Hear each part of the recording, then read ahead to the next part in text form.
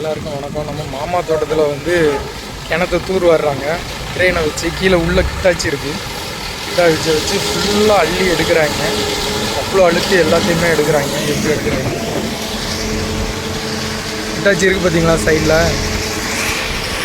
தெரியுதா? உள்ள ரோப்பு இறங்குது, உள்ள கிட்டாச்சி இருக்குது, ஃபுல்லாக உள்ளே இறங்கி அப்படியே எடுக்கிறாங்க. மொத்தமாக தூர் வர்றாங்கன்னு நினைக்கிறேன். இறங்குறானுப்பா, இறங்கி அந்த மோட்டரில் உள்ளதை எடுக்கிறானோ ட்ரெயின் வழியாக இறங்கி.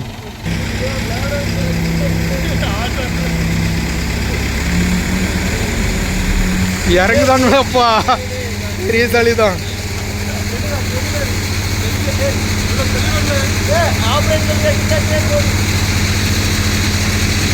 தங்க சுரங்கமா இது?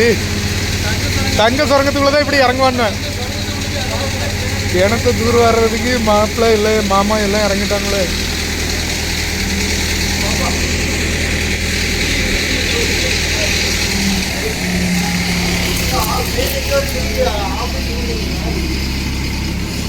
உள்ள ஒரு கிட்டாச்சி இருக்குப்பா, சரியான கிட்டாச்சி.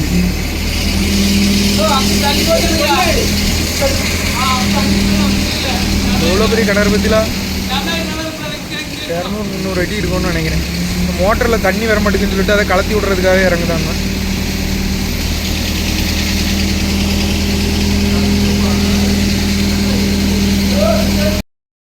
கிணத்துக்குள்ளே போனவங்க வந்து பழையபடி கிரெயின் உதவியோடு மேலே வராங்க.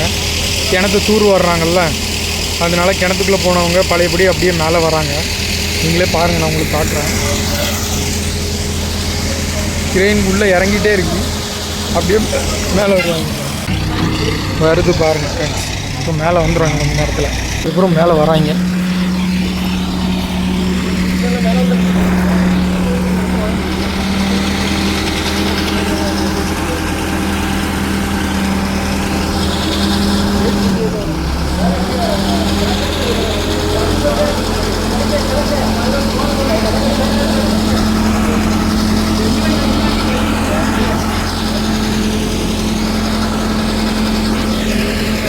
வரானுங்க பார்த்தீங்களா?